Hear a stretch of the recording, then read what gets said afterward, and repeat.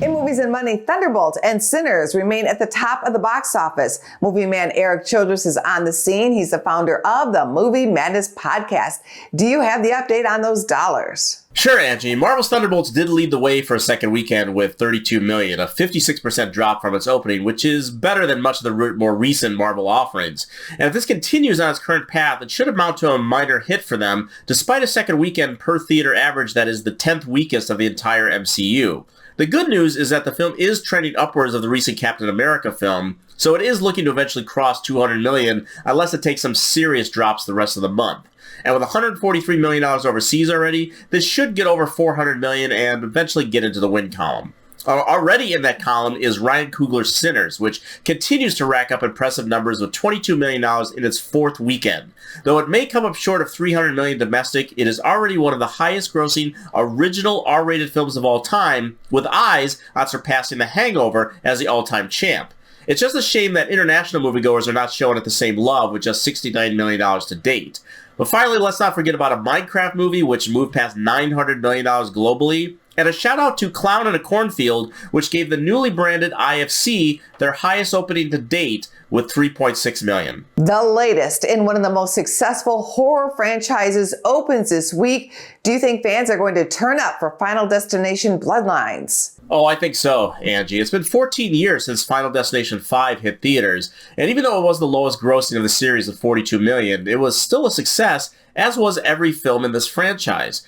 Now, the fourth film, called The Final Destination, of which this is a direct sequel to, opened over $27 million and finished with a series best $66 million domestic and $186 million worldwide. I think this film, with an opening in that vicinity, could even surpass those domestic numbers, pushing this franchise to over $800 million collective globally over time.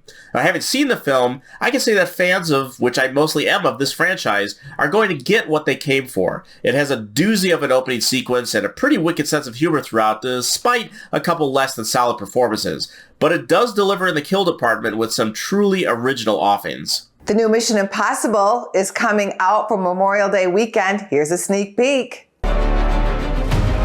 This explains the handcuffs. It's still not clear why he's here. If we want to bring the world back from the brink, we have to deal with him. Should he choose to accept? We will get your full review next week, but we are on a mission. Can you give us a couple of words after screening that movie? Yes, Angie, and no spoilers, but the latest Mission film kind of rocks. But it is one that you will have extra enjoyment if you have a fresh mind on the films that came before the franchise finale. Now, all of the Mission films are currently available on streaming services, and if you don't have time for all of them, let me narrow down your choices. Definitely go back to Brian De Palma's 1996 original. Look up the film's release date as an added bonus, but there are definite character connections you will want to revisit. Now, thankfully, they are pretty much ignoring the second film, the weakest by a mile in the series. There is a callback to the MacGuffin of the third film. Ghost Protocol is terrific, but no big connections. Rogue Nation and Fallout are very much the best in the series, so just watch those for pure enjoyment. But you will definitely want to see the last film, Dead Reckoning, before heading into Final. Now, all of the films are available on Paramount+. Amazon has all of them except Fallout and Rogue Nation, and Hulu has the first 5. MGM Plus and Fubo also have Dead Reckoning.